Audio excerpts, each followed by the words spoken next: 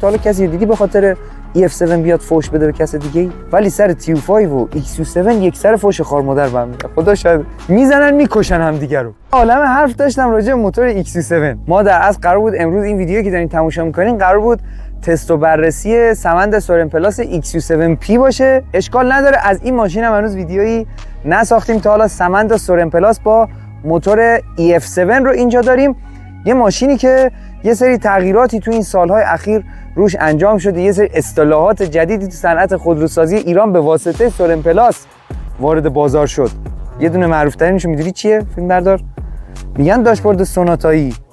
در اصلش از این اومده. یعنی من یادم از خیلی وقت پیش، سال نمیدونم کی بود، میگفتن مثلا ها داشبورد سوناتایی داره سمند سورن. وزن تقریبی 1200 کیلوگرم و اتاق نسبتاً جادار و البته یه ماشین اقتصادی حساب میشه. اواسط مهر ماه 18 مهر ماه که داریم ویدیو رو ضبط میکنیم دلار 115,000 تومانه و قیمت کارخونه این ماشین 800 و هولوش تقریبا 820 تومان براتون میفته که با بازارش 0 کیلومترش حدودا نزدیک 150-200 میلیون تومان اختلاف قیمت داره. سمند سورن پلاس البته خب این نسخه EF7ش به واسطه اینکه موتور محبوب تری داره یه مقدار قیمتش هم تو بازار بیشتره. یعنی شاید خیلی نمیتونیم بگیم مثلا ماشین آنچنان اقتصادی و خوش قیمتی باشه، ولی خب XU7ش مدل XU7ش واقعا به واسطه مخصوصا عرضه خیلی زیادی که داره، یعنی اصلا تیراژ خیلی وحشتناک زیادی ایران خودرو برای این ماشین توی نسخه موتور XU7 در نظر گرفته که رو همون حساب عرضه خیلی زیادش فوق العاده ماشین خوش قیمتی هم هست. در واقع اینم باید بگم که سال تقریبا 98 99 که سمند سورن پلاس وارد بازار شد، عملاً از همون زمان برنامه‌ریزیشو کرده بودن که این ماشین قراره جایگزین پژو پارس بشه، چون پژو پارس سالیان ساله که این حرف و حدیث سرش بود که آقا این نمیتونه استاندارددار پاس کنه، باید یه جایگزین جدیدی براش در نظر بگیریم. استانداردها تغییر کرد، یه سری چیزای جدید بهش اضافه شد. این ماشینی که اینجا باش طرفیم مدل 1402. از این نظر برای خودم جالبه که بعد تقریبا 80,000 دقیق‌تر بخوام بگم 75,000 تا، ولی حدوداً بعد 80,000 کار کرد بریم داخلش ببینیم وضعیتش چجوری، هم به لحاظ فنی چون 80,000 کارکرد کمی نیست. سال 402 تا 404 که الان هستیم تقریبا سالی نزدیک 35-40,000 تا کار کرد. یه مورد چالش برانگیزه، قشنگ میتونیم ببینیم که چجوری مونده بعد این مدت کار کرد. احتمالاً برای شما هم سوال باشه آقا الان 0 کیلومتر مثلا بخری این ماشین چقدر میتونه برات دوام داشته باشه. EF7 داریم با 113 اسب بخار، توان خروجیشه که تکنولوژی CVT هم داره، زمانبندی متغیر سوپاپ ها، 156 نیوتن متر هم گشتاوریه که این موتور بهتون میده. کسایی که میرن سراغ خرید مدل EF7ش واقعا به نظرم انتخاب خیلی منطقی تریه. اون موتور XU7ش رو هم گیر میاریم و مفصلا راجعش صحبت میکنم. حرفای خیلی زیادی راجع به اون موتور هست که اصلا من 20 دقیقه می‌خواستم فقط راجع به موتور صحبت کنم، ولی این موتور واقعا حرف زیادی آنچنان نمیشه راجعش گفت. در واقع تغییر آنچنانی داده باشه ایران خودرو تو این سال‌های اخیر خیلی اتفاق عجیب غریبی واسش نیفته. موتور واقعا بی‌حاشیه، نسبتاً کم دردسر. حالا یه مقدار مثلا لوازم و قطعاتش تو بازار یکم گرونتر هست به نسبت بقیه موتورایی که تو ایران استفاده میشه. واقعا موتور بی‌حاشیه. تو تا حالا کسی دیدی به خاطر EF7 بیاد فوش بده به کس دیگه؟ ولی سر TU5 و XU7 یک سر فوش خار مادر بهم میدن. خدا شاید این دوتا موتور اصلا یک چیز عجیب غریب. کامنت‌های ویدیوها رو جاهای مختلف بری ببینی میزنن میکشن هم دیگه رو. آره اصلا ببین حتی طرفداراش نمیدونم کاربراش، این کسی که میاد این ماشین میخره قشنگ یه پدر با فرهنگ و با شعور دهه 40-50. حتما حواستون باشه تو بازار میرید میخرید مثلا طرف میاد میگه ها این مثلا نسخه استاندارد فلانه، پس مثلا 50 میلیون گرونتره، 20 میلیون گرونتر. تفاوتای دم دست و تو چششو بخوام بهتون بگم، میاین اینجا این سروالف مال تایر و در واقع باد کردن ماشین نگاه میکنیم و اینجا میبینیم که بیا نزدیک شما اینو یه نگاه میندازی آقا این سروالفش یه چیز کاملا عادی و معمولی. اینجا هم هیچ اتفاقی بگیر اینجا چیز خاصی نیست. این اگه سنسور TPMS مجهز باشه ماشین اینجا سروالفش فرق میکنه. مثلا اینو دیگه نیان به اسم استاندارد 85 گانه و استاندارد جدید و اینطور چیزا بهتون بندازن. میله یدکش که اینجا میبینید این یعنی ماشین به اون استاندارد جدید نخورده، چون تو ماشینای جدیدتر مثلا مدل 434 که ببینید این میله رو اینجا نذاشتن، زیر سپر گذاشتن، یه مقدار عقب‌تر رفته. یکی از استانداردهای در واقع حفاظت از عابر پیاده است. فلسفه‌ش هم چیه؟ فلسفه‌ش اینه که این ماشین وقتی تصادف میکنه شما عابر پیاده پات مثلا نخوره که پاتو بزنه جر کنه، یک شکستگی خفنی بزنه. اینو بردن پشت‌تر که اول برخورد بکنی به سپر، چراغ و متعلقات پلاستیکیش که آسیب کمتری ببینی. یا مثلا یه تغییر دیگه‌ای هم که توی استانداردهای جدید هست، اینا میگم خیلی ساده است واقعا. حالا راههای دیگه‌ای هم واسه تشخیصش هست ولی اینو دم دستیشه. میای دوباره همین قسمت رو نگاه می‌کنین، آقا اینجا خبری از لیپ سپر نداریم. تو نسخه‌های جدید یه لیپ سپر هم اینجا گذاشتن که این هم فلسفه داره. بعضی دوستان میان میگن ها ماشین زارش اسپورت شده و فلان. برادر من یه لیپ سپر هم رنگ خودش گذاشتن، کوچیک هم هست. این چه اسپورتی میتونه واسه ماشین ایجاد بکنه؟ این لیپ سپر هم اینجا قرار میگیره برای اینکه مثلا باز دوباره مجدد اگه تصادفی با آبر پیاده کردین، اون آبر زیر ماشین نیاد، بیاد روی کاپوت. رنگش هم از این بعد بیاین این موضوع رو جا بندازیم، آره باب کنیم تو ویدیوها. کیفیت رنگش خب خیلی ماشین ایرانی چیز خاصی نداره، من بخوام 2 ساعت راجعش توضیح بدم، موضوع خاصی یعنی توش نیست.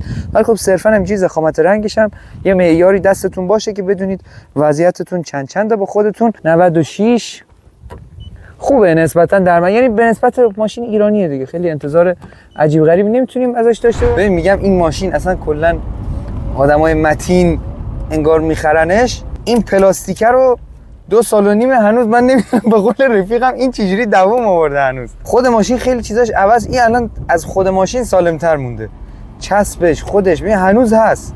چجوری مگه میشه کنده نشده باشه بعد این هم مدت؟ بریم راجع به خود ماشین صحبت بکنیم. اول اینکه من خیلی شدیدا معتقدم آب بندی کردن اون اوایل که شما ماشینو میخرید، هم بحث آب بندی کردنش، هم بحث این که چطوری ازش استفاده میکنید، هم بحث این که چجوری بهش رسیدگی میکنید، همه اینا توی قدرت موتور و توی شتاب و نمیدونم اینطور چیزا تاثیر داره. یه سری چیزای دیگه هم که اصلا دست کارخونه است، مثلا اینکه ECU ماشین چی باشه، همه این مسائل تو ماشین تاثیر داره. در مجموع من سواری ماشین که شدم میگم چون خیلی با ملایمت ازش استفاده شده و من حس می‌کنم شاید احتمالاً به لحاظ فنی خیلی بهش رسیدگی نکردن. مثلا اون رسیدگی‌هایی که من و شمایی که مثلا خیلی اهل ماشین هستیم و بعضی اون عشق ماشینیم، این ورشو چک می‌کنیم اون ور چک می‌کنیم، از سولن پلاس یه نسخه نداریم، چندین نسخه داریم با 2 تا موتور، یکی موتور XU7P، یکی دیگه هم که EF7 که البته اینو در نظر داشته باشید که باز همون EF7 هم مثلا چند مدل گازسوز داره، با مخزن‌های مخزن کوچیک داره، مخزن بزرگ داره، کلا مدل مختلف ازش هست. یا اون XU7 هم 2-3 مدل ازش تو بازار هست. هم بستگی داره چون تو این چند سال اخیر خیلی تغییرات خود شرکت زیاد روش اعمال کرده، رو همین حساب نسخه مختلف تو بازار ازش زیاده. حواستون باشه پول دارید به چه نسخه‌ای میدید. در مجموع همشون خوبن، نه اینکه مثلا بخوام بگم یکی ایراد خاصی داشته باشه، ولی در مجموع لحاظ هزینه حواستون باشه که طرف نیاد بگه ها این چون اینجوریه اینقدر مثلا گرونتره، در حالی که اونجور چیزی نداشته باشه. چه معلومه یک سوال آجی. آره میگم مثلا صدای موتور، گوش کن صدای موتور 16 سوپاپ لذت میبری. مثلا با XU7 مقایسهش کن. نه حالا خوبه. کلا خانواده سمند ماشین‌ها خیلی نرمیان و ارتفاع نسبتا بالایی دارن و الان مثلا این نسخه‌ای که ما داریم البته ESP رو نداره، کنترل کشش و کنترل پایداری رو نداره، کنترل شروع حرکت در سربالایی رو نداره. اینا چیزاییه که میگم به مرور زمان توی نسخه‌های بعدی که برید سراغ خریدش یه مقدار بهبود پیدا می‌کنه که البته خیلی هم خوبه بودنش. این که مثلا سواری خشکی داشته باشه، سر پیچا بتونید راحت‌تر بهش فرمون بدید و یه چنین چیزایی نمیشه ازش دید. چیزایی که الان به نظرم مهمتر از هر چیزی گفتنش راجع به مشخصات بیسیک ماشین زیاد حرف نمیزنم، اینا شما میتونید برید تو اینترنت بخونید. ولی این یه ماشین مثلا 80000 کارو مال 2 سال 3 سال پیشو نمیتونید پیدا کنید که ببینید وضعیتش چجوریه. اینا الان بخوام بگم اتاقش انصافا اتاق کم سرصداییه، واقعا سرصدای خاصی توش احساس نمیشه. حالا البته یه مقدار جلوبندی ماشین کوچولو من سوارش شدم نیاز به یه سرویس ریزی احتمالاً داشته باشه، ولی تو خود کابین ماشین واقعا هیچ سرصدایی ما نداریم.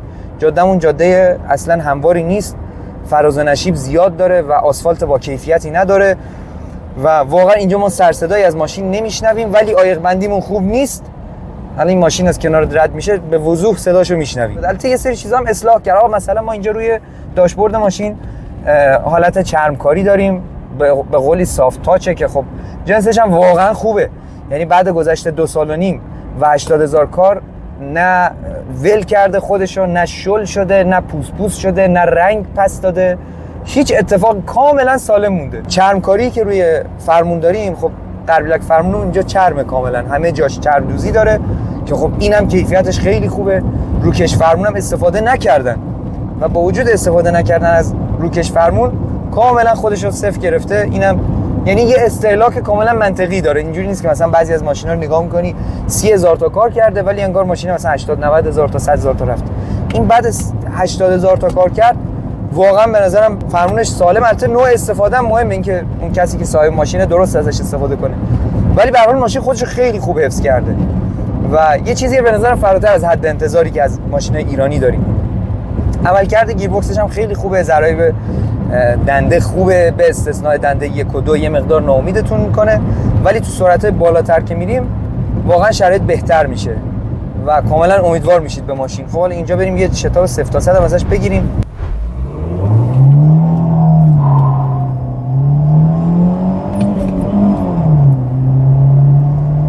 اولش خوب لانچ کرد. نمیدونم شاید اونجایی که داشتیم میومدیم من درست خوب فشار نیاوردم. داداش پارسو میزنه داداش. الان بهتره. میگم اونجا البته خب تو محیط شهر بود خیلی نمیشد چیز کرد. صدای موتور 16 سوپا. سیستم تعلیق قدیمی دارن، دنا، سمند، اینا همشون تو سیستم تعلیقشون کار خاصی انجام نشده، ولی خب به نسبت تو این کارکرد خیلی خودشو خوب حفظ کرده. از عقب ماشین سرصدای عجیب غریبی نمیاد و شل نمیزنه، فرمون نمیلرزونه. اینا واقعا خیلی مهمه تو 80,000 کار کرد. یه سری چیزاش هم بخوام بگم، مثلا اینجا صندلیمون صندلیه تو یک جهت برقیه که خب این مثلا موتور برقش سوخته. اینا هم که دیگه چیزای عادیه دیگه، اینا نیاز نیست توضیح بدم دیگه. اینجا کنسول داره و نمیدونم فضاش اینجوریه اونجوریه ها دیگه، اینا رو دیگه دیدین دیگه خودتون حتما. این ماشین قشنگیش به همین کارکردش بود. خودم خیلی دوست داشتم. اینم تو 80,000 کار جدا ببین داشبوردش اینا خیلی خوبه. بعد یه چیزی هم که خیلی خوبه الان دارن استفاده میکنن اکثرا، حالا یه مقدار به لحاظ مونتاژ ضعف داره ها. مثلا ببین اینجا درز اینجا رو بگیر، درز اینجا چفته، خب اینورم بگیر، یه مقدار خودشو ول کرده اینجا، ولی بازم به سر صدا نیافتاده. با وجودی که یه مقدار اینجا خودشو ول کرده که خب طبیعی هم هست نسبتا توی این کار کرد، سر صدا نداره.